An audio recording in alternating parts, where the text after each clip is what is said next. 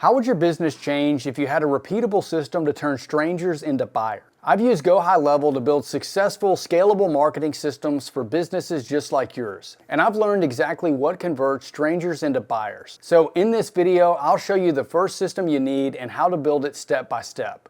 Simple, powerful, repeatable, and built specifically to grow your business. Let's get into it. Have you ever signed up for something and then you get an email that just drops you in the middle of a pitch? No context, no intro, just here's my thing, go buy it. It feels weird, right? It's like walking into a movie 45 minutes late. You don't know who anyone is, what's going on, or why you should even care. And that's exactly how your leads feel when you don't have a proper welcome sequence. They opted in for something, maybe a checklist, a guide, whatever you gave them, and if you don't show up right away with clarity and direction, they're gone. The welcome sequence is where you set the stage. Who you are, what you help with, and what they should do next. Without that, you're just another email in the pile. But when you get this right, every message after this makes more sense, gets more engagement, and moves people closer to action because now they're bought in. So I'll show you how to build all this inside Go High Level in just a minute. But first, let me show you what you should be thinking when you write these emails.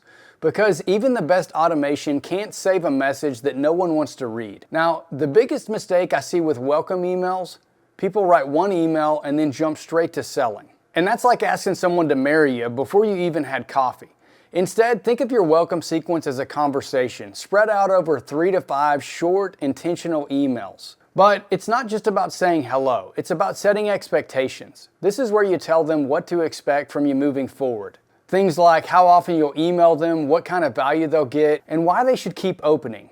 Here's how I usually structure it. Email 1, just confirm and deliver. Thank them, deliver what they signed up for, and set the tone. Be real, not robotic. Email 2, tell them your story and how it relates to solving their problem. Why do you do what you do, and how does it connect to the specific struggle that they're facing? Email 3, this could be a quick win or maybe a reframe. Give them a small immediate win. It builds trust and positions you as someone who gets results. Email 4 could show some proof or maybe a transformation. You want them to see what's possible. So share a transformation or a client story that makes them believe this could work for me. Now that you've built some trust and you didn't just throw them into the middle of the movie, you could invite them to take an action, like book a call or check out a product or get your other lead magnets for free, whatever makes sense. And after this sequence, don't disappear. Keep showing up with consistent value-packed emails. Teach, share, tell stories. And you don't need to sell every time. Just stay in the conversation. When you do that, you become more than just another email in the inbox. You become a friend. Let me show you how to set this whole thing up inside Go High Level so it runs automatically and people aren't slipping through the cracks. Now let's set this up inside Go High Level. Don't worry, you don't have to have the emails written yet. I'll show you how to set it up, and then once you have the emails, you can just fill them in. And the benefit of this is it's going to run on autopilot every time someone opts in. So here's how you do this. You're going to go and Go High Level back into automations. If you watched the last video, we're back kind of where we finished that one off. And then you're going to need to create a new workflow. So you come up here, create workflow. If you haven't built workflows before, I'd recommend going to select a recipe and just looking at some of the workflows and how they're built. I think this is going to help you out quite a bit. But for here, you would just go start from scratch. And I've actually already done this for this one. So we'll just come in here and look at one of the ones I've already built. Now, typically one thing I do for my welcome sequence is I like to have one main welcome sequence for, whatever client, or if it's my stuff, I like to have one welcome sequence, and then I'll have like an opt-in sequence. So that way I could run several kind of opt-in funnels, whether it's a newsletter opt-in or a lead magnet or, however you want to get people in. And typically this is how I structure that. So on an opt-in sequence, I'm going to have a trigger that's a form submitted right here. So you just add new trigger, type in form here, and then go in and select your form. It'll look something like this. So I already have that form selected. It's going to update them in my pipeline, add a tag, and then I'm going to send them a series of emails. So here they're actually going to get 2 emails. So basically, if this was for a lead magnet, I'd give them the lead magnet. Hey, here's the thing you signed up for. It comes right when they signed in, matching the thank you page, which I covered in a previous video. But after that, I'm going to wait a day and I'm going to give them a chance to download that thing again, or, this one's just for a newsletter opt-in. then I'm going to add them to another workflow. So most of the time you're going to need a trigger to fire a workflow, but from a workflow you can add them to another workflow. So at the end of this, I'm going to add them to a welcome sequence. So essentially I've got the framework for any opt-in I want to build here.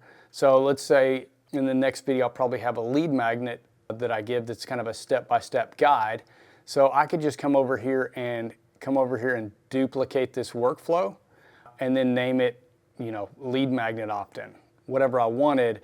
And then basically I have that structure already built. So I would just go change it, make it a different form, and change the emails inside the workflow, and then you're good to go. And the idea there is, regardless of how many methods you had to opt in, you could be driving people to the same welcome sequence as long as that made sense. So in the welcome sequence here, you can see I don't have a trigger because I'm driving them from another workflow. So, right now I just have one in this account, but let's say if I had 5 of them, they're all going to drive into here.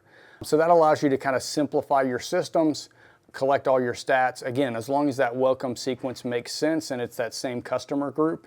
If you have different customer groups, then it may make sense to have different welcome sequences. So in here on these emails, so you can see I actually have quite a few more than the 5, which, it's like, what is the right amount of emails for a welcome sequence? Well, there's really, you can't have too many, less than 1 is no good. So as long as you've got at least 1, you're doing better than most. But again, this is how we're setting them up. So once you've written these emails, I typically like to do a 2-day space on this welcome sequence to get people warmed up and into the list. Here's what we're doing, here's what we're about. And again, most of these, you don't typically have to try to sell something right off the bat. Although one of my emails, let's see, I do have an email too, is like, hey, sometimes I sell stuff. So I'm not necessarily trying to sell it. I just, kind of mention in here, I'll show you the email. If you sign up, you'll get it. If you do sell things through your email line, it's like, hey, dude, sometimes I sell stuff. Notice I'm not actually trying to selling anything here. I'm just saying, hey, if you're on this list, sometimes I'm going to be selling stuff. But again, make it fun, make it you. I'm using the same story framework, hook, story, point. In a previous video, I'll link it down below. And I'll probably talk about it more later, but if you can write emails people want to read, that's literally half the battle. So, and as I mentioned before, you can add these emails directly in here, just using kind of no template. Or if you already have a template, you can use those. Again, anytime you change something in here, you'll need to hit save. But again, you could do everything in here, or you could build these email templates. If you're just getting started, I recommend keeping it simple and just writing them inside the workflow, especially if this is your first time building systems like these. And then for the wait steps, as I mentioned earlier, give them 1 to 2 days. You could go once a week. I'd say that would be the biggest space. Once a week would probably be the minimum I'd do for a welcome sequence. Again, the idea is here is like, hey, this is who I am, this is what I do, here's what I do it for, here's some proof of how I do it, and make the emails, follow that hook, story, point framework. So once you get this up, you'll want to just test it out. You can come up here and test it. You could also run yourself all the way through the opt-in. And that's it. Once this is set up, every new lead gets onboarded the same way, consistently, clearly, and automatically. And that's because each email is written with a clear hook, a story, and a point. If you didn't watch the previous video, I talk about that a little bit. I'll probably make more videos going into that in more detail later. But whenever you write emails like this, you actually get people to read them, respond to them, and that starts building trust, which will lead to more conversions. And if you found value in this video, YouTube thinks that you'll like this one next.